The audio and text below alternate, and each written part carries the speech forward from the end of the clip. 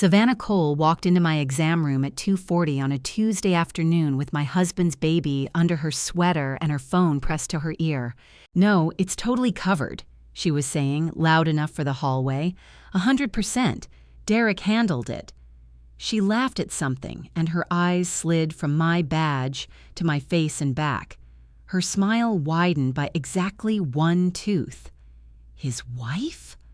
Oh, please. Some clinic girl who reeks of disinfectant. His words, I swear.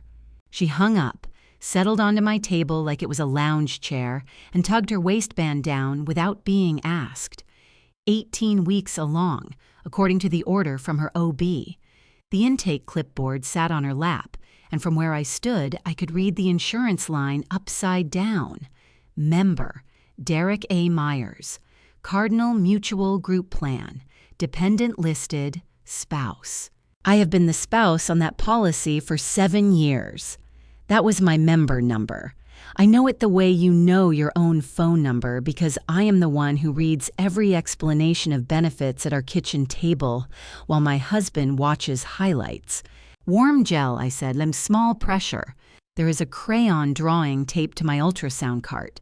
A house with a purple roof, a swing set, 3 stick people holding hands.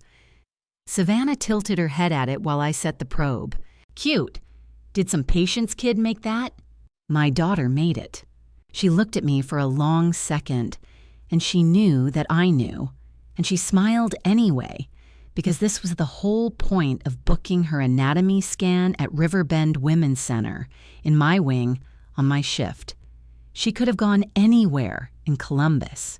She came to me. So I did my job. I found the heartbeat in 4 seconds because I am very good at my job. 148 beats per minute, strong and even. I measured the femur, the head, the spine, the small perfect fists. I printed the photo strip, 3 frames, the way I would for any mother, and I handed it over with 2 fingers, and I smiled. "Everything measures right on schedule," I said. "One thing before you go. Front desk will need to re-verify your coverage. Standard procedure when the member and the patient have different last names." Her smile flickered just at the corner. "Derek said it's handled." I'm sure he did. My wedding ring clicked once against the probe as I racked it. My hands were steady. My hands are always steady. It is a job requirement. The only place I fell apart was the crescent moons my thumbnail pressed into my own palm, where no one could bill for the damage. She sat up, smoothed her sweater over my husband's child, and paused at the door like she'd rehearsed it. "He's at the Wexley most weekends now, you know. You must really love your little machines to be here all the time." I said, "Take your photos, windows down, out of the sun." And she left, heels clicking, carrying 3 pictures I had printed for her, certain she had just won something. The exam table paper kept the shape of her for a minute. I wiped the transducer and my hands did not shake, and somewhere under my ribs a door I didn't know I had swung quietly shut. Savannah Cole thought she had booked an ultrasound. What she had actually booked was an audit. It would take 6 weeks, 1 bank, 2 investigators, and the 12 days she and my husband were about to spend at sea. I only needed 10 of them. Before we get to the ship, I should introduce myself. I'm Ulla. I'm 29, I find heartbeats for a living, and if you have ever been called just anything, just a wife, just a tech, just some clinic girl, I'd love to know where you're listening from. So drop it in the comments. And stay with me because you need to hear what a bank found on a loan dated January 12th. It has my handwriting on it, except it doesn't. People ask why I didn't scream in that exam room, and the answer is a 6-year-old with a dance recital in 3 weeks. Poppy was not going to learn about her father from a hallway shout at my workplace. Quiet now, thorough later. That was the deal. And the re-verification I'd ordered was not spite. It was protocol. The same box I would check for any mismatched claim. And protocol has a beautiful quality. It cannot be accused of anything. Wednesday morning, Marisol at the front desk ran the coverage again and got back a hold code she'd never seen. Thursday, Savannah called the clinic 3 times. Bev, our head nurse, relayed the third call to me over coffee deadpan, the way Bev relays everything. Your 240 from Tuesday has a coverage verification problem. Claim suspended. If she wants her follow-up, it's a $412 self-pay deposit. Bev stirred her coffee. She asked if we knew who she was. I said we had her chart, so yes. $412. Pocket change. A deposit on a debt she didn't know she'd opened yet. Here is what she did not know, what neither of them knew. My badge opens every records cabinet in that building. I have carried those keys for 7 years, and I did not open a single drawer for her because I didn't need to. Whatever my husband had built, he had built it on my name, my policy, my house, my signature. And things built on my name generate mail, addressed to me. The night after her scan, I had sat at my kitchen table after Poppy went down, logged into my own member portal. Mine, my login, my policy, the one place on earth I had every legal right to be, and found 8 claims I had never made. Prenatal panel, April 2nd. New OB visit, April 30th. Blood work, ultrasound, May 28th. 2 providers I had never set foot in. 8 line items, $8,760 billed under my member ID, processed, paid. Patient name on every one of them, U. Myers. Somewhere across town for 3 months, a woman had been walking into waiting rooms wearing my name, and my husband had been holding the door. I bought a red notebook on the way to work the next morning, and the claims went in as the first entry of what would become 40 pages.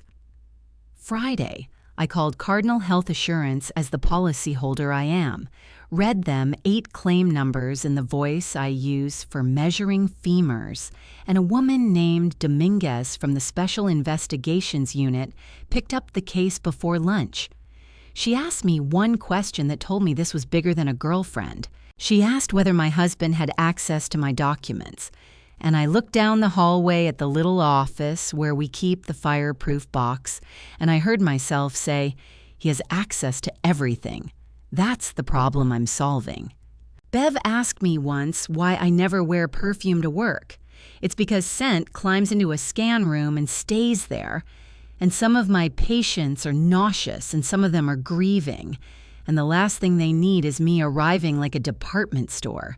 So I smell like clean, like disinfectant. My daughter once pressed her face into my scrub top and said, "You smell like the baby pictures place," and I have never wanted to smell like anything else since. Derek used to like it too. That's the part I have to tell you because none of this makes sense if you think I married a monster. I met him at a coffee shop across from the Cardinal Mutual branch on High Street when I was in sonography school, 20 years old, living on peanut butter and student loans. He wore a good coat. He asked what I was studying, and when I told him, he said, "So you find out things about people before they know themselves." I thought it was charming. I did not hear it as a job description. We married in June 2019 in my mother's backyard, under a maple she refused to trim because the shade was load-bearing, her word, and she never explained it. Poppy came in March of 2020. Derek climbed at the bank, personal lending up to home equity, a man who could sell an umbrella to a fish, and every stretch where the math got thin, every vacation on a card, every course he bought and never finished came wrapped in the same sentence. "It's all for this family." He said it so often I stopped hearing it, the way you stop hearing a furnace. My mother died in November 2023, 53, pancreatic, 14 weeks from scan to funeral, and I read her final ultrasound myself because she asked me to, and that is a thing I will not describe. She left me the house on Larkspur Lane, deed recorded in my name in February 2024, and one brass key on a red ribbon that I hung by our door, and an envelope with her lawyer that said in her handwriting, "Open when the house feels heavy." I didn't open it. Not then. We moved in. Poppy got the room with the maple outside the window. Derek walked the property line the first week like a man measuring something, and I remember thinking, he's proud of it. That was the year I learned that when some men look at a thing you love, what they see is collateral. So that's who I was on June 9th, a woman with steady hands, a red notebook, a brass key, and a login. By Friday night, I had the first entries, the claims, the deposit, and a sentence taking shape under them in block letters. Because block letters keep me honest. Find out what else is wearing my name. The answer was 3 days away, sitting in a credit report I should have pulled a year sooner. It was $180,000 deep, and it had been wearing my name since January. Monday, June 15th, I used my lunch break to pull my credit report. All 3 bureaus, the free annual ones, sitting in my car in the clinic parking lot with a turkey sandwich, sweating on the dashboard. 2 of them loaded clean. The third had a trade line I had never seen. Home equity line of credit. Cardinal Mutual opened January 12, 2026. Credit limit $180,000. Current balance $121,000. Borrower Ulla R. Myers.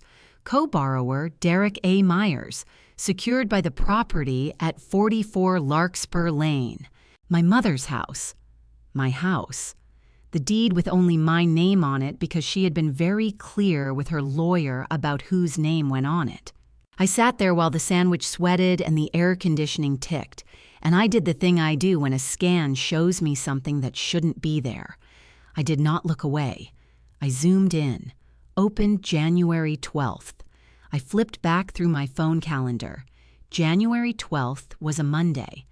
I had worked 7 to 3:30. I remembered it actually because we'd had a twin scan at 11 and the second baby hid for 40 minutes. Whoever signed Ulla R. Myers onto a 6-figure loan that Monday, it wasn't me. I was finding a heartbeat behind a placenta at the time. 22 patients that day. There are logs. I want to be precise about what I felt, because people imagine rage as heat. It wasn't heat. It was the temperature of the gel before the warmer, that specific clinical cold, spreading from the sternum outward. My husband hadn't just cheated. He had reached into the one thing my mother built, forged my hand onto it, and started spending it. $121,000 in 5 months. On what? I didn't storm the bank. Screaming at a branch teller gets you a supervisor and a headache. Instead, that afternoon, I did something better. I wrote to Cardinal Mutual as exactly what their own paperwork said I was, the primary borrower. And a borrower, listen to me, a borrower is entitled to her own loan file, the application, the signature pages, the notarization, the disbursement history. I requested certified copies of all of it in writing, and I paid the copying fee with my own card, and it was the best $18 I have ever spent. Then I went back inside and scanned 4 more patients, and none of them could have told you anything was wrong with the woman holding the probe. That night at dinner, Derek was expansive. He gets expansive when things are going his way. He fills a room like weather, and for years I mistook it for warmth. He'd brought home flowers, wrong ones, lilies, though I've been telling him for a decade they make me sneeze. He talked about consolidating. That was his new word. We should consolidate, streamline, get liquid. Babe, we're sitting on all this equity doing nothing, he said, gesturing at my mother's walls with a fork. This house is a dump with sentimental value. The smart move is to unlock it. I said, unlock it. There's paperwork coming, he said. Refi consolidation stuff, super boring. You'll just need to sign a couple pages. You'll just need to sign. Present tense, future tense. And in a locked drawer in an office downtown, 5 months old, a signature that was supposed to make this conversation unnecessary. Something must have gone wrong with his plan, or was about to, if he suddenly needed my real hand on real paper. I looked at this man I had 2 names with, his and mine, and I said, "Sure, when it comes." He grinned and squeezed my wrist, pleased with me, the way you'd be pleased with a vending machine. Poppy asked for more noodles. The lilies sat there, making my eyes itch. Under the table, in the red notebook of my mind, I wrote, "He needs my signature," which means somewhere a clock is running that I can't see yet. I found out about the clock later. What I found first was the Wexley. But before that, Bev, you have to understand Bev to understand what she did. 26 years a nurse, head nurse for 11 of them, arms like a stevedore, and a policy of absolute neutrality about patients' lives. Bev does not gossip. Bev files. So when she pulled me into the supply room Wednesday between the glove boxes and the paper drapes and shut the door, I knew the price of whatever she was about to say. "I need to tell you a thing I saw," she said, "and I need you to hear it as your friend and not as this clinic, because it happened in the lobby, in public, in front of God, and the vending machine." Okay. Your Tuesday patient, the Cole girl. That wasn't her first time in this building. Bev crossed her arms. Back in March, we did that Saturday open house for the new midwife group. Community thing, lobby tours. She came, and your husband came with her. She let that sit. Ulla, they weren't here for an ultrasound. He had her by the small of the back, and he walked her to the billing desk, and he asked Janine, all charm, how a person would go about updating the spouse information on a policy. The supply room was very quiet. Shelves of cotton and plastic, everything sterile, everything labeled. Janine told him that's an employer thing, open enrollment, life events. Bev went on. He laughed and said, just planning ahead, in March, Ulla. He stood in your lobby under the sign with your clinic's name on it, and he asked how to overwrite you. Here's what I heard inside the cold. Not just planning a mistress into my insurance, rehearsing, testing how my own building would respond. There is a word for a man who cases a place before he robs it, and the place he was casing was my life. "Why tell me now?" I asked. "Because Tuesday I watched you print that woman's pictures with a straight spine," Bev said, "and I know that spine. That's not a woman who doesn't care. That's a woman doing math." She opened the door for me. "Whatever you're adding up, add me. I write a very boring, very accurate witness statement." I went back to my scan list. 2 anatomy surveys and a follow-up growth. In between, on my break, in my car, I called a lawyer. Meredith Vance, family law, fraud-adjacent divorce is her specialty, recommended by the charge nurse at Riverside, whose sister she'd represented. On the phone, she had a voice like a metronome. I gave her the shape of it in 4 minutes. The claims, the trade line, the January 12th date, the coming refi papers, the marriage, the child. She was silent for exactly 2 seconds. Then she said, the sentence I want embroidered somewhere. "Mrs. Myers, stop being a wife about this and start being a witness. Wives feel. Witnesses document. You can go back to feeling later. Feeling will keep." 3 instructions. That first call. 1. Touch nothing of his, forge nothing. Photograph nothing I didn't have a legal right to hold, because clean hands win and dirty hands settle. 2. Quietly open an account in my own name at a different bank and route my next paycheck there, which is not sneaky. It is banking. 3. Get my employer's staffing log for January 12th, because an alibi you can certify is worth 10 you can swear to. Human Resources had it to me in a day. Shift, 7 to 3:30. Badge in, 6:52. Badge out, 3:41. 22 patients. initialed per procedure, including the twins at 11 who would not hold still. If someone stood in front of a notary that Monday wearing my name, she did it while I was 2 miles away in Scrubs, time-stamped by a machine with no imagination. That Thursday, on my day off, while Derek thought I was at a continuing education seminar, I did the least dramatic spy work in history. I walked into a credit union across town, the one with the lollipop bowl and the carpet from 1994, and opened a checking account in my name alone and routed my next paycheck into it. Banking, not sneaking, Meredith's words, and I repeated them to myself like a hymn. Then I rented the smallest safe deposit box they had, and into it went the originals. The deed to Larkspur Lane, my mother's probate letters, Poppy's birth certificate and social security card, my passport, and the staffing log with its beautiful, boring timestamps. The teller asked if I wanted a second signer on the box. I said no, and saying that one syllable out loud, no, just no, unwitnessed, unco-signed, felt like the first full breath I'd taken since the exam room. And before I left the parking lot, I sat in my car and froze my credit at all 3 bureaus from my phone. 11 minutes, no fee. Any lender anywhere who ran the name Ulla Myers from that moment on would hit a wall with my own padlock on it.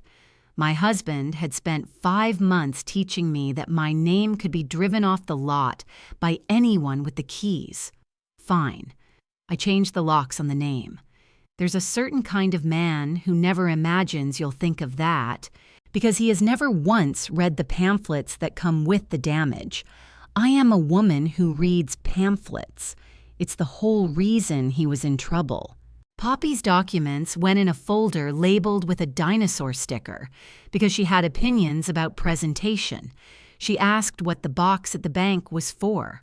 I told her it was a nest for important papers.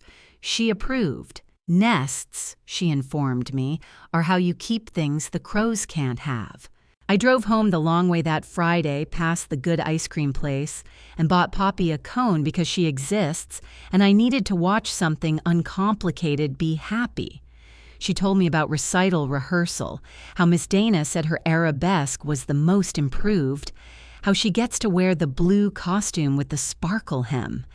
Then she went quiet, worked on the cone for a block, and said, "Daddy says, after summer, we might live somewhere with an elevator." I told him our house doesn't need one. It has stairs and it has my swing. Small pressure. That's what I say before the probe goes down. Small pressure. Nobody's moving anywhere, I said. Elevator buildings don't allow swings.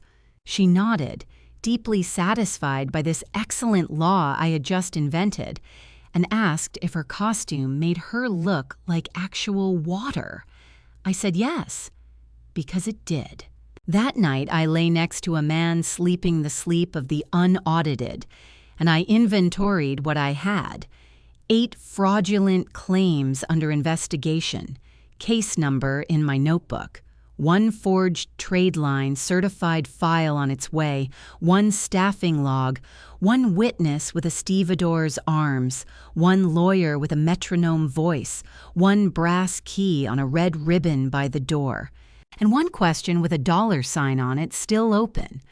Where does $121,000 go in 5 months? The county auditor's website answered on a Sunday free of charge, the way public records do. You can search any property transfer in Franklin County from your kitchen table, and I searched the building Savannah had thrown at me like confetti in my own exam room. The Wexley. Unit 9C. Transferred April 2026. Sale price $290,000. Buyer of record, a name I'd been billing Gel against for 2 weeks. Savannah R. Cole. And on the mortgage recorded with it, a down payment gap you could drive a truck through, the kind of gap that $58,000 fills exactly. He hadn't just been unlocking my mother's house, as he put it. He'd been pouring it wall by wall into hers.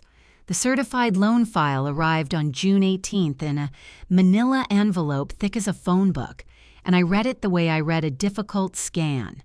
Twice fast, once slow, notes on the second pass. Page 4, the signature page. Ulla R. Myers, in blue ink, in a hand that was almost mine. Almost. Whoever practiced it had my U and my M, but my mother taught me cursive on the backs of grocery lists, and there's a hitch in my R she would have smacked him for missing. Below it, a notary block, embossed and stamped. Richard T. Foss, Notary Public, State of Ohio. Dated January 12, 2026, 11:15 a.m. Rick Foss. We went to his wedding. He works at a title agency on Sawmill and Golfs with my husband every third Sunday. And at his reception, he toasted, I remember this, to honest paper. At 11:15 that morning, I had been 8 minutes into hunting a hiding twin, initialed log to prove it, while across town, Rick Stamp swore that Ulla Myers stood before him and signed freely.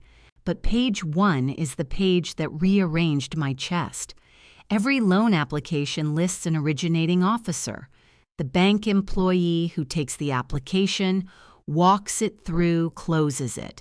Originating officer of record on the line of credit against my dead mother's house, Derek A. Myers. He hadn't gone to a crooked broker across town. He hadn't needed to. He had sat at his own desk, at his own branch, opened a file on his own wife, forged her onto it, handed it to his golf buddy's stamp, and routed the money to his mistress's down payment, all inside the building that pays him to prevent exactly this. The audacity wasn't a flaw in the plan. The audacity was the plan. Who audits the auditor's own desk? Someone, it turns out. Eventually, especially if someone's wife mails them a reason. Meredith spread the certified pages across her conference table 2 days later and put on the kind of reading glasses that mean billable focus. Her forensic accountant, a quiet woman named Priya, who cracks knuckles before spreadsheets the way pianists do before Liszt, walked the disbursements out loud. 58,000 wire April, matching the Wexley closing. 34,000 into a brokerage that had bled it into crypto and cratered. 22,000 in cards and travel and a jeweler on Lane Avenue. 7,000 in cash advances. 121,000 out the door, plus our joint savings, which I checked that morning. 23,400 when I stopped looking last fall. 1,912 now. Here's your position, Meredith said, and counted it off on 3 fingers. Forged instrument, identity theft with an insurance fraud garnish, and an insider originator which converts this from a family dispute into a thing banks are federally required to care about. She took the glasses off. Mrs. Myers, people pay me for years and never walk in with a file this clean. What would you like to do with it? Nothing, I said, for 8 more days. Both of them looked at me. His mother's birthday is this weekend. My daughter's recital is Friday the 26th. I flattened the signature page with my palm, the way I flatten a printout before I hand it to a mother. He's about to leave town. I want the recital to happen with him in a good mood on the other side of the world. Then I'd like everything to happen at once. Meredith looked at me for a long moment, and something lawyerly and delighted crossed her face. Witnesses feel later, she said. Architects schedule. Here is what I knew that they didn't yet. 2 nights earlier, Derek had stood in our kitchen with wine confidence and told me about Anchorage. Lending conference, he said. 12 days, babe, 26th through July 8th. Firm-sponsored, big networking, brutal timing, I know the recital. I'll make it up to her. He was already scrolling his phone while he apologized. 12 days. Lending conferences run 3. I said it sounded important. I said we'd video the recital. And because Ohio is a one-party consent state, and because I was one party, my phone lay on the counter between us doing something perfectly legal. It caught the whole thing. including the part where I asked, gently, about the consolidating paperwork, whether I should be worried we were borrowing against the house. And he laughed, wine-warm, and said the sentence a jury could retire on. Babe, the house stuff is handled. I signed for you back in January because you'd have made it a whole thing. It's my family's money, too. You'd have said no to your own future. That's why I didn't ask. I signed for you. 4 words, recorded, time-stamped, admissible. I refilled his glass. You might wonder how it felt, sleeping beside him those nights, passing the butter, answering fine when he asked how work was. It felt like scanning. There is a version of me that exists from the wrists down, precise and separate. And she did the dishes and the small talk while the rest of me stood in a cold room reading him like a screen. I understand now why he liked me clinical all those years. It's very useful, right up until it's pointed at you. The Saturday before he left was his mother's birthday lunch, and that was the day the last soft thing in me packed its bags. Diane Myers turned 61 at a country club she can't quite afford. Wearing the pearls, she references the way other people reference grandchildren. She's never forgiven me for the wedding being in a backyard, for my job involving other women's bodies, for my mother's maple-dropping helicopters on her Buick the one time she visited. She held court over salmon. Derek toasted her twice. I cut Poppy's chicken. Then, over cake, I came back from the restroom on quiet flats and heard my daughter ask her grandmother why Mommy always smells like the hospital. And I heard Diane, 61 years old that very day, lean down to a 6-year-old and say, "Sweet as frosting, because your mommy's not a real doctor, sweetheart. Real doctors don't smell. Your daddy's the one who wears the suit in that family, and don't you forget it." Poppy considered this with cake on her chin. Then she said, "Mommy finds heartbeats," with a shrug that closed the subject. And I stood in that doorway and let her defend me better than I have ever defended myself. I didn't make a scene. You know by now that I don't make scenes, I make files. But walking to the car, Poppy skipped ahead, and Derek took my elbow, actually pleased, and said, "Thanks for being normal today. Mom notices." Then, at the car door, casual as weather, "Oh, and when the Refi packet comes while I'm gone, just sign it and leave it with her. She'll overnight it to me." Leave my signature with her, with Diane. She wasn't a spectator, she was the mailbox.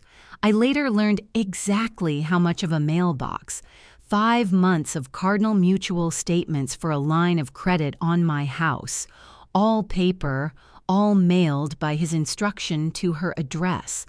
All stacked in her kitchen drawer under the coupon scissors. She would tell people afterward she never opened them. In some families, that sentence would even be a defense. That night I sat on the edge of the tub longer than I mean to admit, not crying, counting. And when I came out, I did the thing the books on marriage don't cover. I opened my notebook to a clean page, and at the top I wrote a date that wasn't in the past. June 26th, the day their ship left.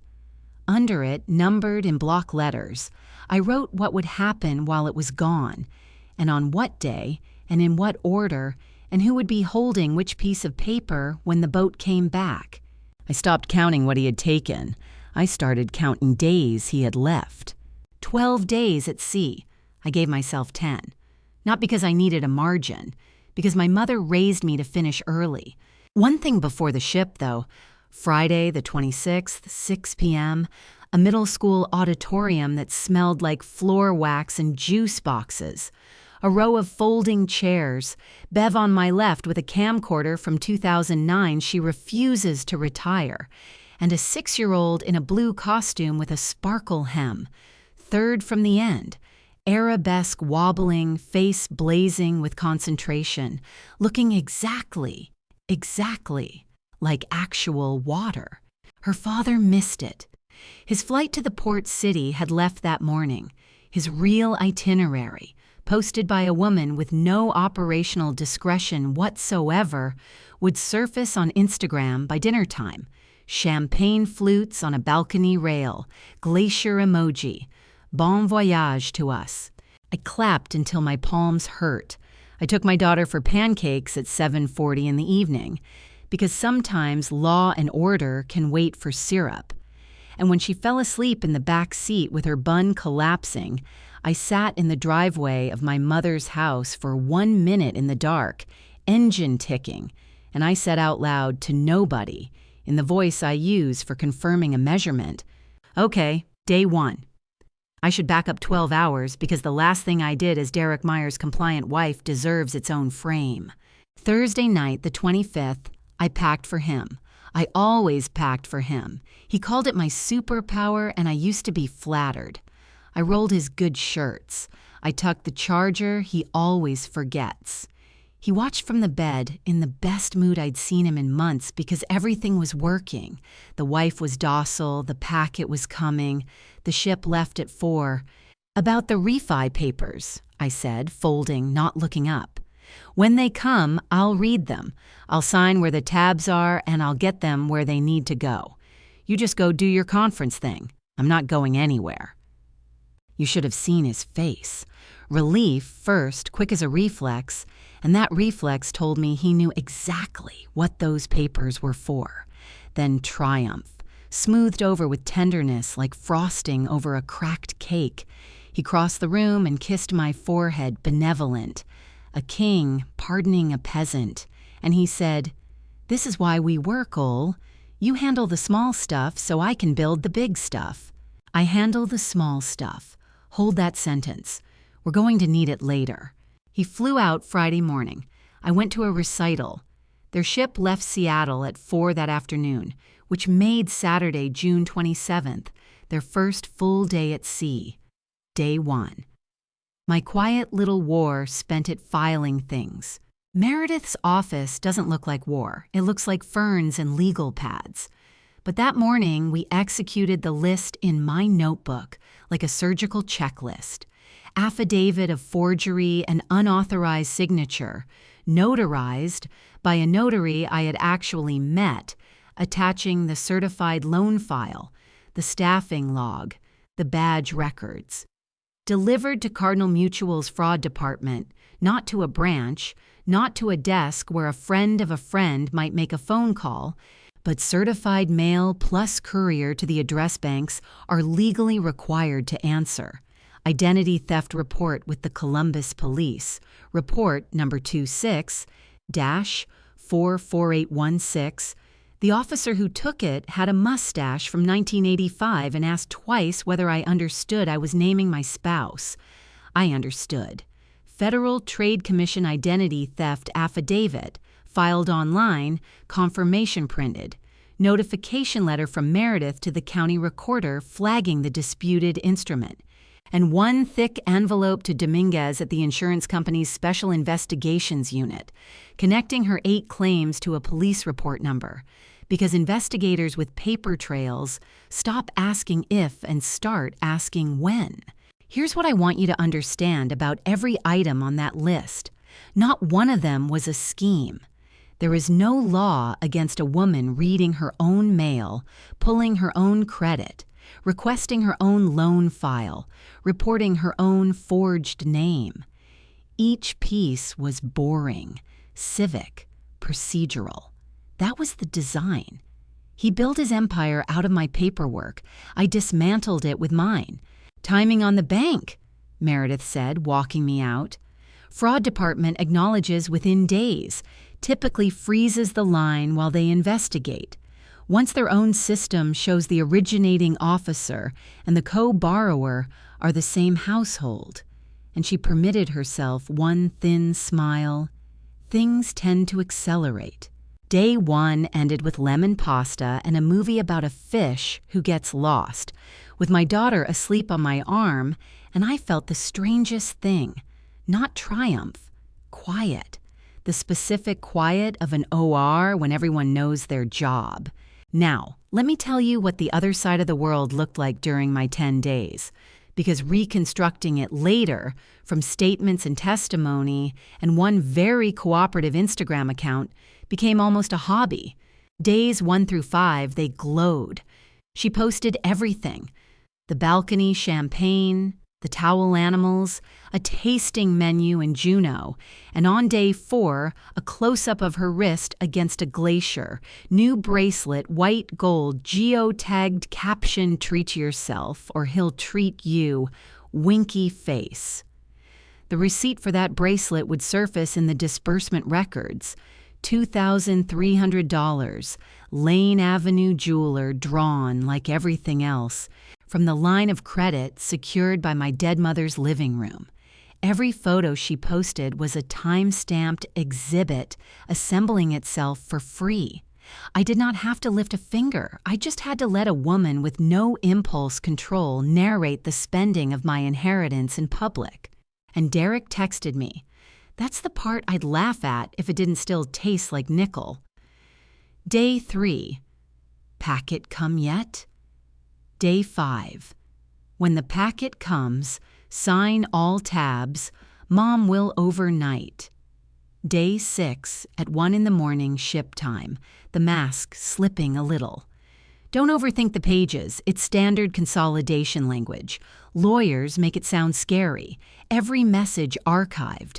He was on a boat with his mistress, spending forged money, texting his wife instructions to ratify the forgery. Meredith read the thread later and said in her metronome voice that she'd seen defendants work hard for years and never help her this much. Meanwhile, on land, his mother did her part for the cause. Day 2, Diane summoned me to lunch. Summoned is the word. The text read, "Sunday noon, the club. We should talk while Derek's away, just us girls." I went, because architects attend. She'd invited his Uncle Walt, too, silver-haired, bored of something, the family's designated gravitas. Over iced tea, she explained patiently as to a slow child that marriages have seasons, that men under pressure make colorful choices, that the worst thing a wife can do is become difficult during a growth phase. Walt nodded into his club sandwich, and then she slid to the real agenda so smoothly I almost admired it. Derek mentioned some paperwork's coming to the house. When it does, bring it to me, honey. No need for you to puzzle through bank language all alone. Sitting in my purse at that exact lunch was a courier receipt showing that Cardinal Mutual's fraud department had signed for my forgery affidavit at 9:12 the previous morning. I looked at this woman who had called my mother's house a dump by proxy, who kept 5 months of evidence under her coupon scissors, who had told my daughter I wasn't real, and I felt the fuse burning between us on the tablecloth, invisible, warm, mine. "You're right," I said. "Bank language is a lot. I've been getting help with it." "Good girl," said Diane, and signaled for the check she then let me split. "Good girl. That was June 28th. Keep that one, too." Day 4, she escalated from summons to house call. I came home from work and found her Buick in my driveway and Diane on my porch, having let herself as far as the storm door before discovering, with visible offense, that the storm door was locked. She'd come, she announced, for the packet. Derek had texted her from the ship, apparently twice, wanting eyes on the mail. "Nothing's come," I said, which was true in the purest way, because 2 weeks earlier I had filed a change of address and rerouted every piece of my mail to a post office box with one key, mine.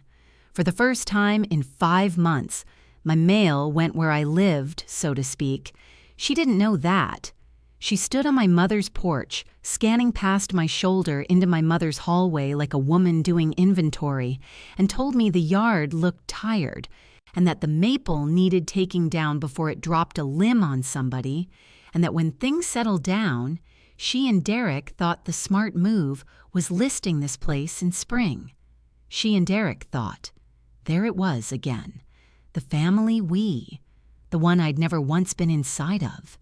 "Enjoy the club tonight," I said, and went in and closed the door and listened to her stand there for a full 11 seconds before the heels retreated. Then I sat at the kitchen table and let myself feel the fuse under the floorboards. She wanted my mother's maple down. Inside of 2 days, an institution she'd never charmed in her life was going to freeze the money her son had already pulled out of this house's bones. And neither of them knew, and I knew. And I sat with that knowledge alone in the quiet kitchen. And I'm not going to pretend it tasted like nothing.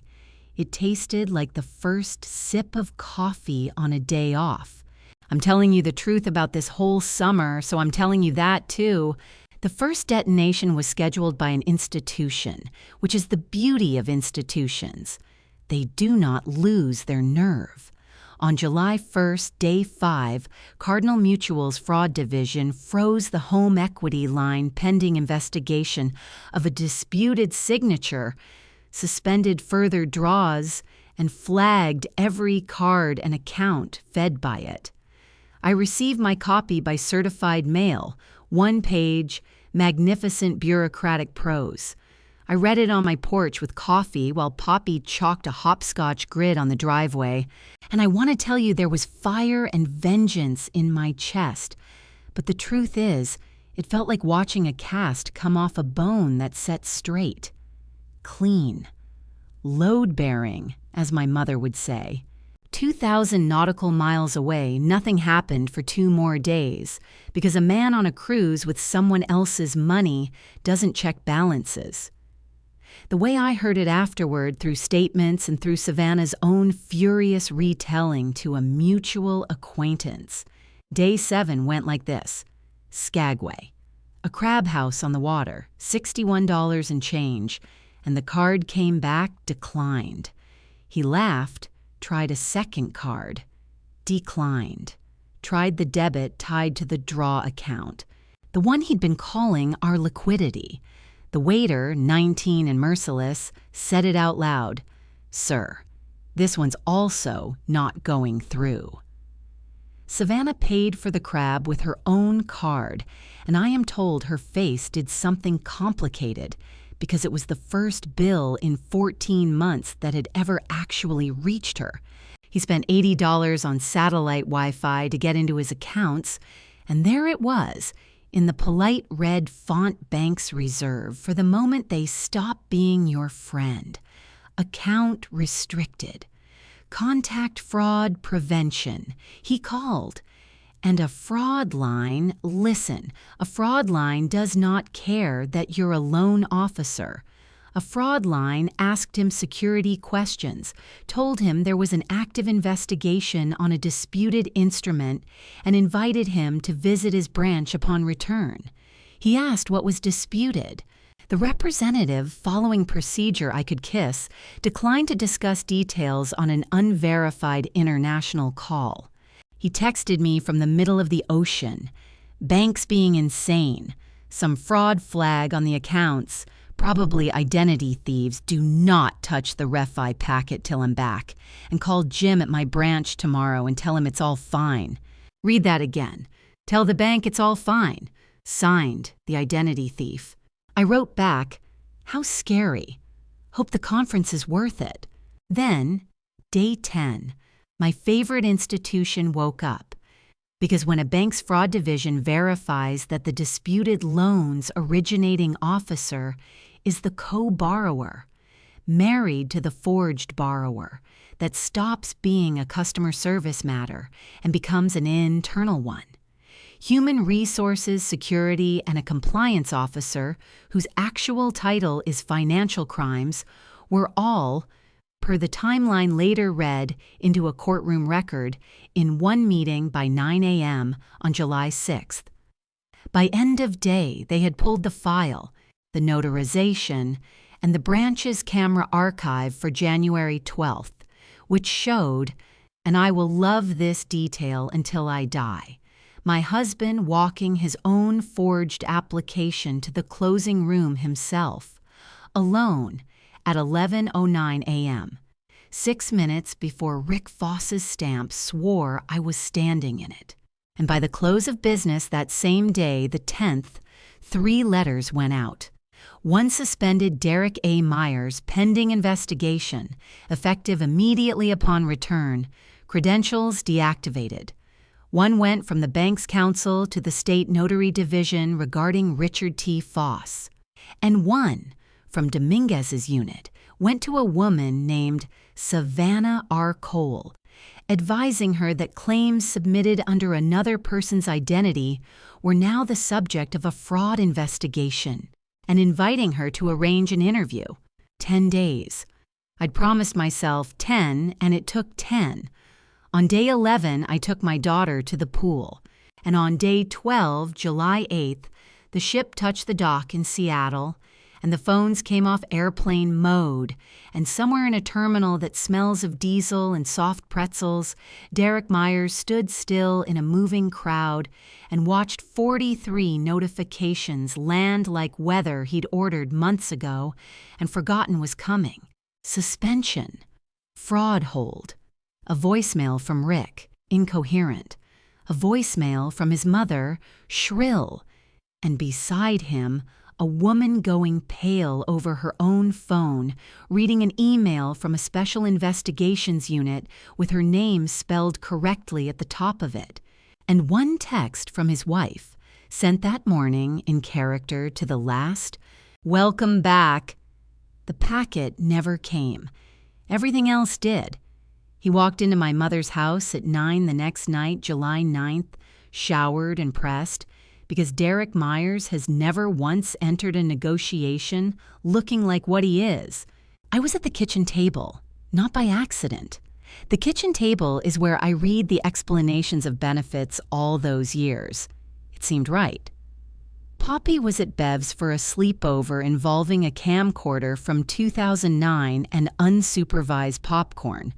On the table in front of me, nothing. Empty wood. Architects don't show the blueprint. He tried warmth first. "Babe, what a nightmare. Some fraud ring hit the accounts. The bank's overreacting. Jim's on it." He actually put a souvenir on the table between us, a tiny plastic totem pole. "For Poppy," he said. "From Anchorage," he said. It still had the gift shop sticker from the cruise line on the bottom, and he hadn't noticed. And something about that sticker, the sheer laziness of the lie, was almost restful. There was nothing left to hope about. There was only choreography. "The bank isn't overreacting," I said. "They're investigating a forged signature on a home equity line against this house. Mine." Silence performs differently on different people. On him, it looked like buffering. I watched him sort possible wives. The one who doesn't understand banking, the one who can be scared, the one who can be flattered. He picked wrong, because the wife he needed to negotiate with had stopped existing at 2:40 p.m. on June 9th on a Tuesday at work. Ulla. Low, reasonable, intimate. Whatever you think you found, we handle it inside the house. You call the bank tomorrow. Tell them you remembered signing. It was a busy month, it happens, and this all quietly goes away. If you don't, you're not hurting me, you're hurting Poppy. You take her father's career from her family, over paperwork, and then, so gently, so surgically, "You're exhausted, babe. Everyone knows how you get. Mom's worried about your judgment lately." There it was, the whole machine in one speech. The crime reframed as clutter, the fix outsourced to my mouth, the child as a hostage, my sanity as the price of peace. It deserved an answer, and I gave it the only one it had earned. "Your attorney can direct all of this to Meredith Vance," I said, and I set her card on the empty table. One rectangle of paper, perfectly square to the wood grain. "Also, you'll want to find somewhere else to sleep. Your mother keeps your mail anyway." He tried rage next. Rage was always the understudy. He got loud about loyalty, about everything he'd built, about how the house was basically half his the day we married, which is not law anywhere, least of all in Ohio. He said I was going to feel very stupid when this was cleared up. He said his lawyer would bury me. He grabbed the totem pole off the table like repossessing a gift settled something, and the sticker flashed, and at the door he turned for the exit line he'd been saving. "You were a girl in a coffee shop with holes in her coat," he said. "I made you into somebody." I looked at him from my mother's kitchen, in my mother's house, holding a case number he didn't know the size of yet. "You made me into a co-borrower," I said. "The rest I did myself." The door closed, the furnace hummed, and I sat for a while with my palm flat on the empty table, breathing like the last patient of the day had finally left, and being, in no order I could sort, heartbroken, weightless, and 11 years older than I'd been in June. He went to Diane's. Of course he went to Diane's. 12 hours later, Meredith filed for divorce and for temporary orders, and a process server found him at his mother's door within the week, holding papers he had to sign for, which I'm told he did with his own blue pen, in his own actual handwriting for once. Then his world started subtracting itself, and I want to walk you through the arithmetic slowly, because every line item traces back to a piece of paper we've already met. Savannah went first. Dominguez, who is thorough, sends notices by email as well as paper, and hers landed the moment the ship found shore signal, which means Savannah stood in that diesel and pretzel terminal doing sudden, frightening math about the man standing next to her. Her attorney, a good one, told her the obvious. The identity on the claims wasn't hers. The plan wasn't hers.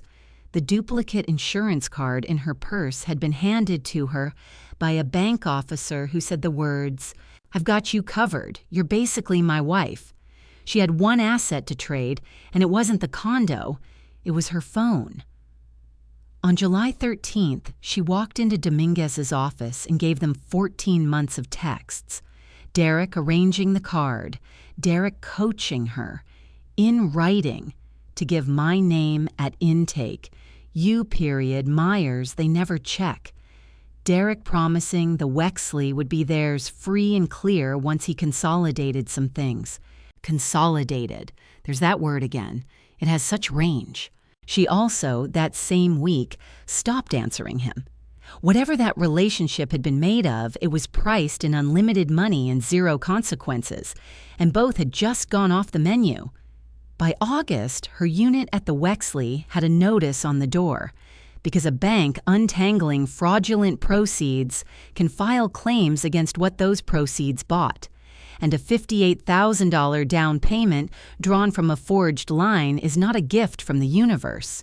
She would eventually surrender the condo under a settlement and move into her sister's spare room in Westerville, which I know because she told the whole story, sobbing to the mutual acquaintance who possesses many qualities, none of them discretion. I want to say something about her, and I need you to hear it the way I mean it. She mocked me in my own exam room. She wore my name into waiting rooms. She spent my mother's walls on white gold. And she was also 26 and pregnant and had been told by a man in a good coat that everything was handled. When Dominguez's unit asked whether I, as the policyholder and the person whose identity was used, wanted to push for the full charge, Meredith relayed the question. I thought about it for one day. Then I said, if she completes the diversion program and pays back every cent of the $8,760, I'm satisfied on the insurance piece. Not because I forgave her. I don't, and I won't. And she has never asked.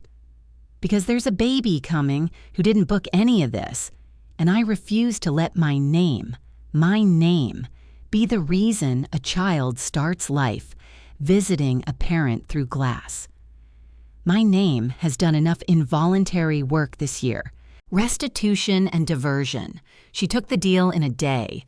Derek's employer went next, and institutions, once embarrassed, are pitiless. The internal investigation confirmed what the camera already knew. On July 17th, Cardinal Mutual terminated him for cause: fraudulent origination, self-dealing, falsified documentation. Banking is a small industry with a long memory and a federal database. Termination for cause on those grounds isn't losing a job, it's losing the profession. The regulators would follow with the formal prohibition later. But the obituary was written. The day security walked him out of a branch, he wasn't allowed to enter, carrying a box that held, among other things, a framed plaque reading, Lender of the Year, Region 4. Rick Foss lasted exactly one interview. Notaries keep journals. His journal for January 12th had my name in it with no signature beside it, which is its own tiny confession in ballpoint.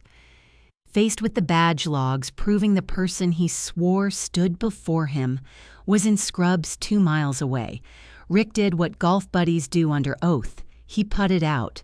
Sworn statement, July 16th. Derek had brought the packet already signed. Derek had said his wife was swamped at the clinic, you know how she is, and Rick had stamped it as a favor, the way he'd apparently stamped 2 smaller favors before, which the State Notary Division found extremely interesting for reasons beyond my case. Commission revoked. Employment at the title agency concluded to honest paper. And on July 24th, the county prosecutor, holding the bank's file, the notary's statement, Savannah's texts, my affidavit, and a camera still of a man hand-carrying his wife's forged loan to his own closing room, charged Derek Myers with forgery, identity fraud, and telecommunications fraud, felonies of the degree that come with a summons, an arraignment date, and a mug shot that his mother's church group would pass around a group chat like a casserole schedule. Every one of those dominoes, look at the line, traces backward to something small and legal and mine. The claims fell because I read my own portal. The loan fell because I pulled my own credit and requested my own file. The alibi held because I asked my own employer for my own logs. The text surfaced because the insurance letter I triggered scared their author into trading up. The camera footage existed because the bank I notified went looking. I never opened a records drawer. I never raised my voice. I handled, as instructed, the small stuff. He came to the clinic parking lot once, near the end of July. I want to include this scene because you've earned the whole arc of him. 6 weeks earlier, he'd have led with charm. 4 weeks with rage. What got out of the sedan by the staff entrance was the residue. Unshaven, wearing the good coat like it belonged to a bigger man, 30 pounds of confidence gone from a frame that had always been mostly confidence. They're saying prison, Ull, he said. My lawyer says if you told the prosecutor it was like a misunderstanding, a marital thing that got away from us. That would be a false statement, I said. You have enough documents with false statements on them. I'm Poppy's father. You are, I said. That's a fact, and facts have never been your problem. Custody is being handled by the court, supervised for now, and I have never once spoken against your visits. Check the record. It's the only place in this story where you'll like what I said. He stood there in the July heat between the dumpster and the staff door, at the building where his mistress once announced his words to my face. Some clinic girl who reeks of disinfectant. And I watched him finally locate the last available currency, the one thing left to spend. I never meant, he started and stopped, because even he could hear it. Meant. The forged R with the missing hitch. The statements routed to his mother. The rehearsal at my billing desk in March. The packet pre-signed. Meaning was the one thing this had never lacked. Go home, Derek, I said, and swiped my badge, and the door that opens for me clicked open for me, and I went back to work where women trusted me all afternoon with the first heartbeats of people who hadn't disappointed anyone yet, That night, Diane called me for the last time as family.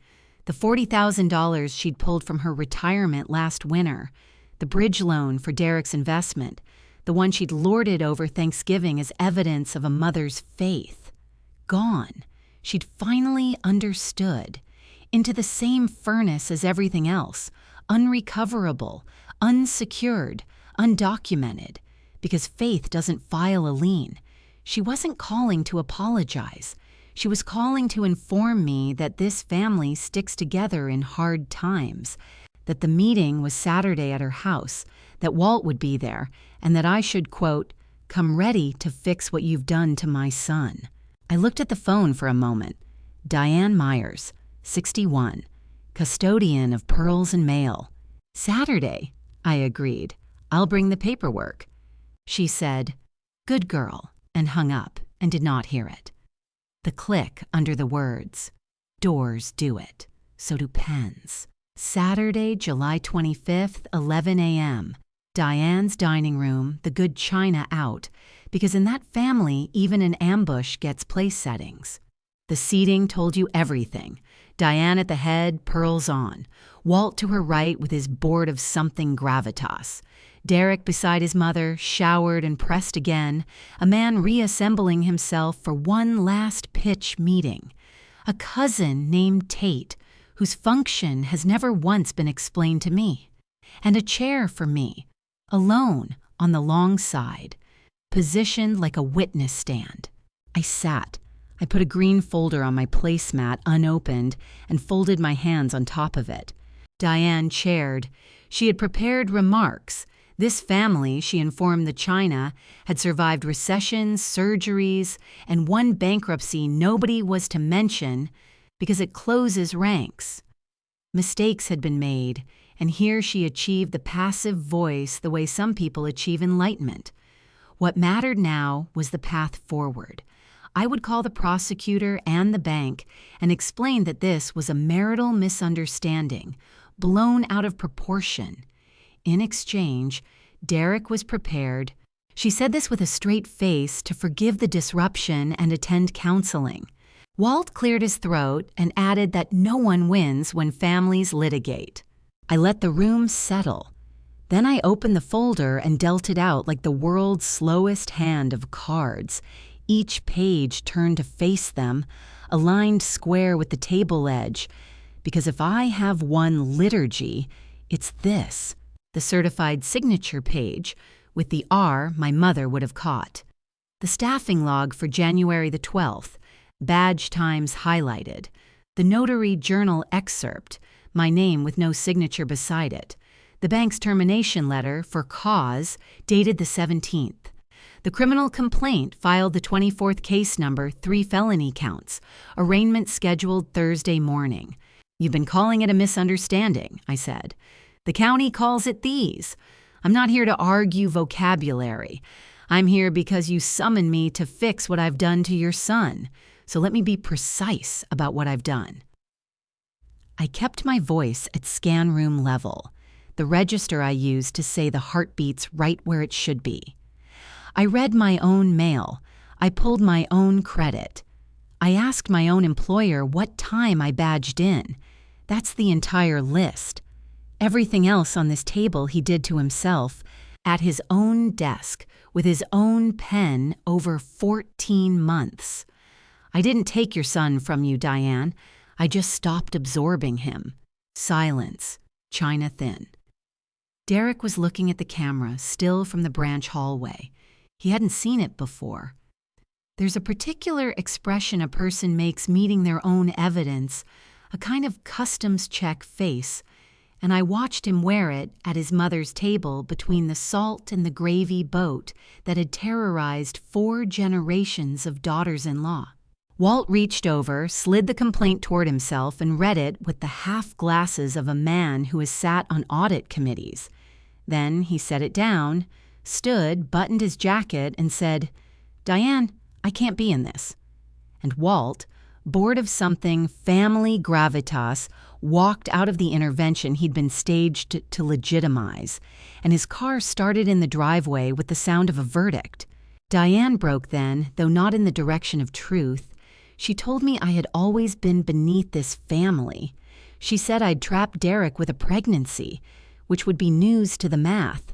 She said my mother's house had ruined her son, as if drywall commits fraud.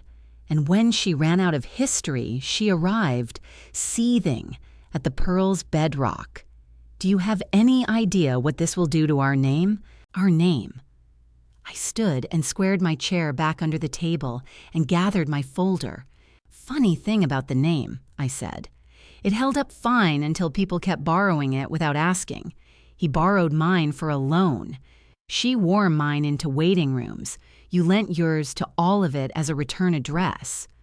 I tucked the folder under my arm. I'd tell you to leave my name out of your mouths, but the county's using it now. As the victim, it's accurate there. Derek said, Ulla, once, at the door. Not a sentence, just the 2 syllables he'd spent 9 years abbreviating, suddenly needing all of them. I didn't turn around. There was nothing on the other side of turning around that the paperwork didn't say better. I drove home with the windows down. I did not cry and I did not sing, and somewhere on Grandview Avenue I realized the thing I actually felt was silence. The specific silence after a machine you've lived beside finally gets switched off. You don't celebrate. You just notice your own pulse again. I want to tell you the war ended there, at the china table, on my terms. Clean.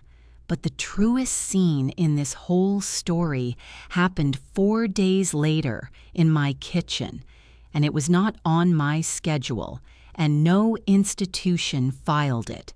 Thursday was arraignment day. Poppy knew none of it.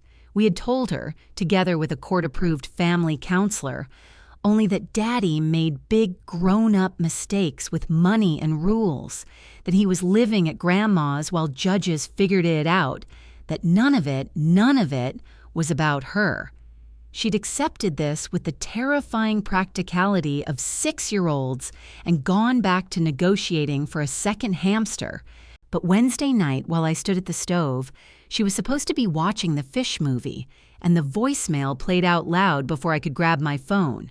Derek's lawyer's office, confirming Thursday, and one line about discussing whether the residence would need to be listed among assets pending resolution of the disputed encumbrance. Legalese. Sludge. But one word in it was made of glass, and my daughter caught it through a wall over a singing crab. House. She appeared in the kitchen doorway holding her piggy bank. It's a pig named Sir Oinks, pink, ceramic, a rubber stopper under his belly, and he has eaten every tooth fairy dollar and birthday, 5 she's ever earned. She set him on the kitchen table, both hands serious as a surgeon, and worked the stopper out and poured him empty. Bills uncrumpling themselves. A tide of nickels. 1 Canadian penny that has haunted that pig since 2023. There's $31.50, she said, plus my tooth one coming, the wiggly one, so almost 33. She pushed the pile across the table toward me with both hands, and her chin was doing the thing, the pre-earthquake thing, held so still. Is it enough to buy back Grandma Ruthie's house so we don't have to give it to the judges? Because I can also sell the swing. Ellie's sister sold a bike once. Swings are probably more. I've held it together in front of collapsing veins and silent monitors, and a mother asking me to read her own ending off a screen. I did not hold it together in front of $31.50. I got down on the floor of my mother's kitchen and I held my daughter, and I told her the truth in the only sizes that fit. Nobody has taken the house. The house is ours the way her drawings are hers, with paper that proves it, and Mommy is very, very good at paper. The judges aren't against us. The judges are the referees, and the referees have our file. And the swing was staying until she was 40, at which point we'd negotiate. She cried the way kids do when the fear finally gets a door, hard and short, and then she was done. wrung out, hiccuping, and she looked at the money on the table and said, "Okay, but I'm leaving it out in case—" And we left Sir Oink standing guard on the table, empty and open, and I am telling you, that ceramic pig outranked every certified document in that house for me. My husband spent $121,000 proving what he'd risk for what he wanted. My daughter emptied a pig proving the same thing. That's the whole difference between them. That's the whole story, really.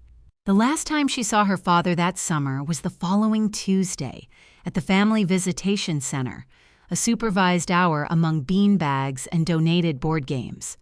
I waited outside in the hall as approved. Through the window, I watched him try, and I'll give him this once, he tried, no phone, down on the carpet, letting her win at a memory game she'd have won anyway. At the end, she took a folded paper from her little backpack. She'd worked on it for 2 nights.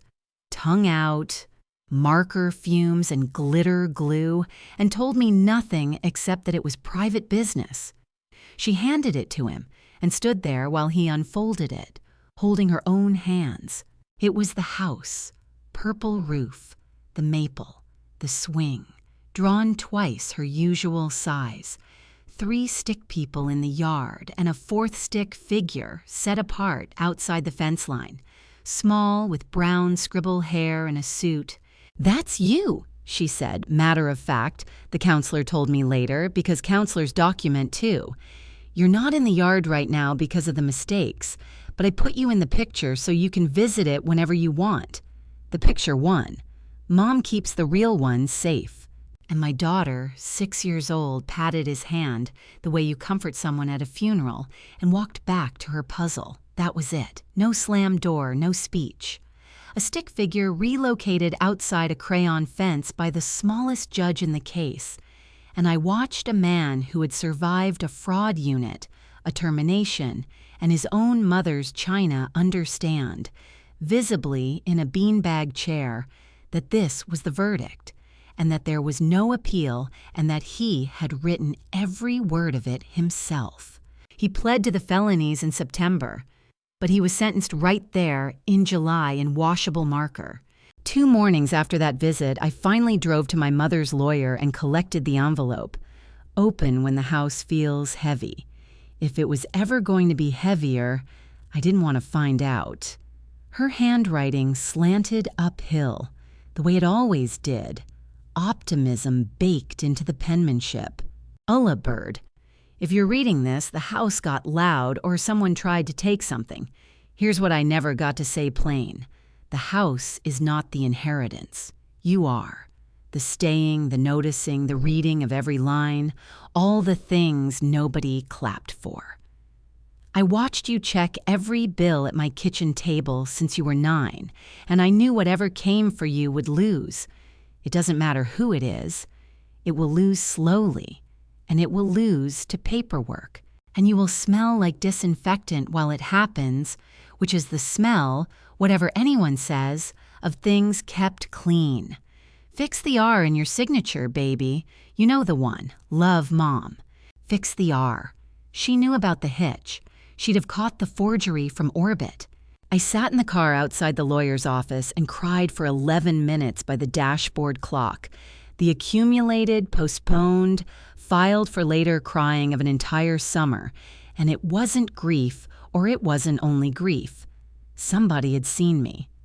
Before any of it happened, somebody had already seen the exact shape of me that would survive it, and had written it down and had notarized it with love, Mom, which is the one instrument in this story nobody managed to forge.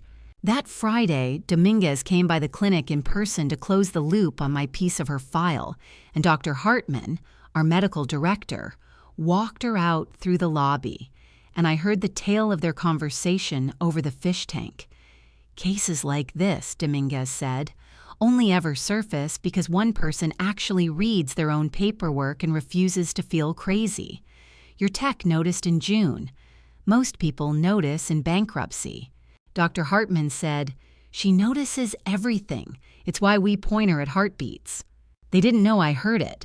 That's what made it true. It's October now, 3 months, give or take, since a woman in heels climbed onto my table and read me my husband's words like a menu. Let me tell you where everybody landed because you stayed this long and staying should pay. Derek Myers pled guilty in September. Forgery and identity fraud, the third count folded into the plea. The last Tuesday of September, a judge who pronounced my job title correctly, sonographer first try, which is more than my husband managed in 9 years, gave him 6 months in county with work release, 5 years of probation, and restitution of $134,000 to the bank, plus repayment of the $21,488 that had evaporated from our joint savings, secured against his share of what little marital property was actually his to share. The federal side added the quiet ending, a prohibition letter.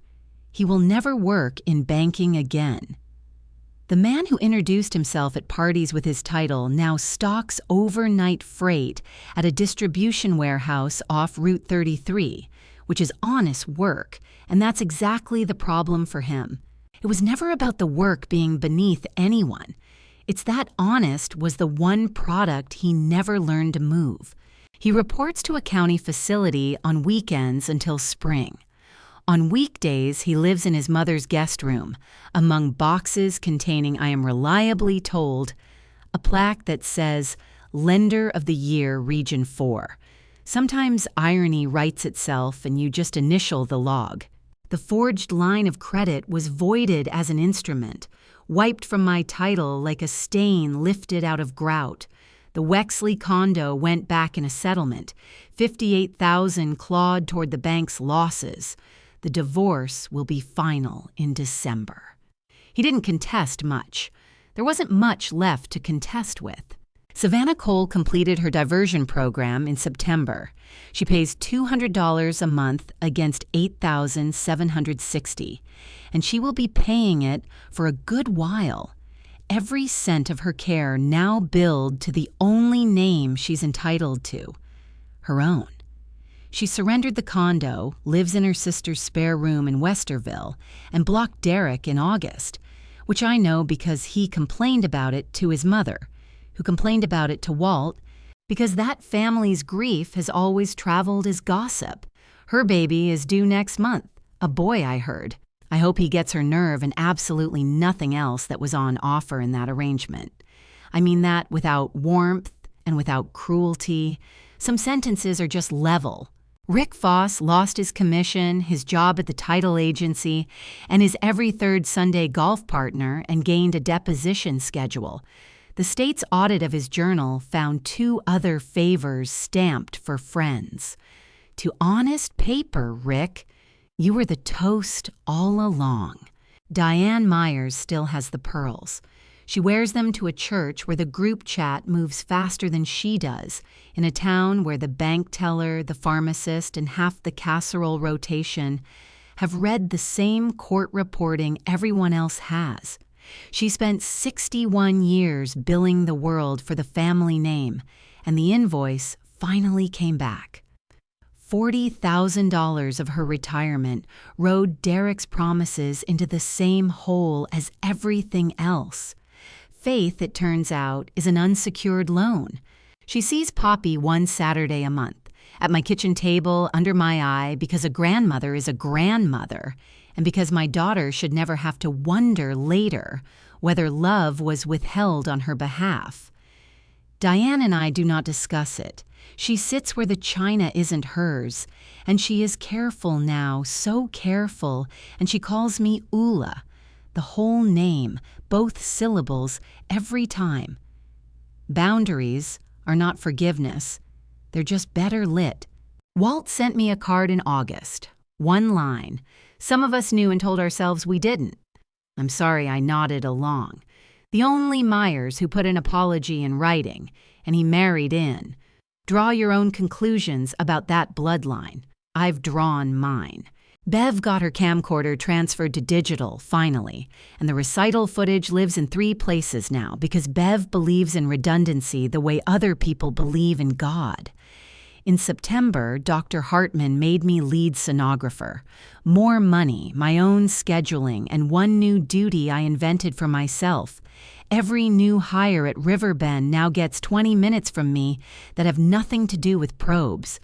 I call it the boring talk. Read your own mail. Pull your own credit once a year. Know your own member number cold. Nobody protects your name but you, and the tools are free and they are sitting in your mailbox. And the difference between a victim and a witness is usually just an envelope somebody actually opened. And the house. My mother's house. It's October, so the maple is doing its show, dropping gold all over the yard, and yes, helicopters all over everything. Load-bearing shade earning its keep. The swing got a new red seat in August, price negotiated by its owner at one additional hamster, which is why we now have 2 hamsters, which is why I have learned more about hamster politics than any adult should hold. The brass key hangs on its red ribbon by the door, retired from evidence, back to being a key, and in my top drawer, where the red notebook used to live, there's just a letter now, slanting uphill, signed with the one signature in this story that never needed a notary. I fixed the R. She was right about the hitch. My signature closes properly now, every loop accounted for, and the first document I signed with it was the deed confirmation clearing my title. It felt like handing her the pen back. The red notebook itself lives in Meredith's archive now. Scanned, indexed, exhibit lettered, 40 pages of a summer nobody should need twice. Meredith asked at our last meeting whether I wanted the original back someday. I told her to keep it, some organs you donate. She also told me, in the doorway, off the clock, that she gives a version of my timeline to new clients now. Women sitting in the fern chair where I sat in June, certain they're crazy, certain it's too big, certain the paperwork will eat them. She walks them through what a sonographer did with a login, a library card's worth of fees, and 10 days. She says their shoulders change. She says it like a clinical finding because that's how the useful things get said. And Dominguez mailed me a card in September, which I understand investigators do not generally do. On the front, a lighthouse, because apparently every card in every drugstore in this country is a lighthouse. Inside, one line. Case closed on my end. Read your mail and teach the kid to. She'd underlined teach the kid. So we did. Poppy has a toy mailbox now, and every Saturday I put one pretend bill in it. Water, electric, one drawn-on suspicious charge she has to catch.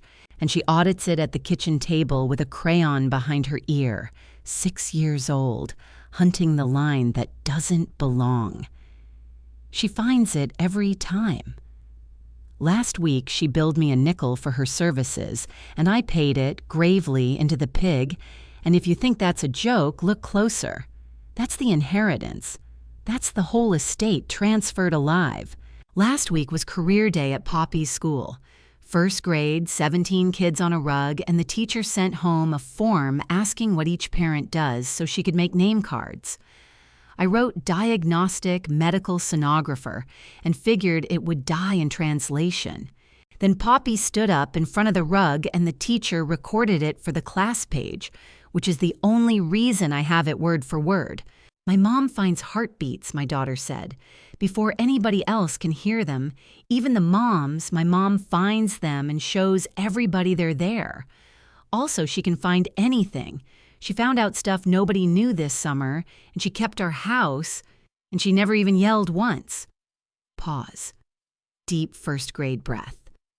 When I grow up, I want to be a finder too, of heartbeats or dinosaurs. I'm still deciding. I sat in my car in the school lot with that video for a while, October rain starting on the windshield, and I let myself do the thing I'd postponed since a Tuesday in June. Not the crying. I'd done the crying in July outside a lawyer's office on schedule like everything else. This was the other thing, the noticing, that I am 29 years old, that I smell like clean, that I kept every promise I made in a parking lot to nobody, and that the two people who saw me first, one in a letter, one on a rug, both used the same word, and the word was finder, and neither of them meant the machine. They renamed me all summer, those people. Clinic girl, good girl, difficult, exhausted, the wife. And the whole time, the name that held was the one on the deed, the one on the badge, the one my mother wrote uphill, the one a first grader stood up and spent like it was money. Mom, Ulla, Myers. All three of them mine, none of them borrowed, every loop closing properly now. The frost came early this morning.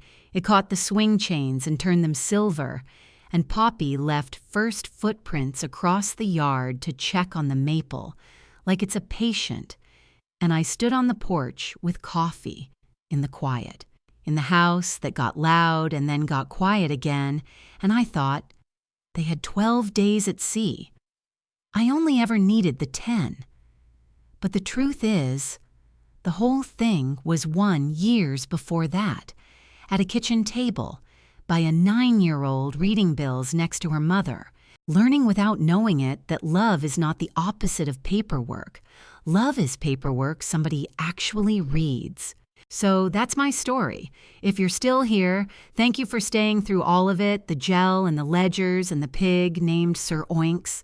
Now I want to hear from you, and I mean it because I read this comment section the way I read everything, twice. Have you ever found out that your own name was working a second job you never approved? A loan, a policy, a story told about you at parties? What was the envelope you almost didn't open? And the harder one. If you had 12 days while they were gone and certain, what would you have done with day 1? Tell me below. Your stories are half the reason I told mine, and somebody scrolling at 2 in the morning with a knot in her stomach is going to read your comment and finally pull her credit report, and neither of you will ever know what that saved her. That's the whole economy of this channel. Deposits only. If this one held you, the subscribe button makes sure you're here for the next story, and there is a next story because there is always a next envelope. I'm Ulla, I find things. Take care of your name, and I'll see you in the next one.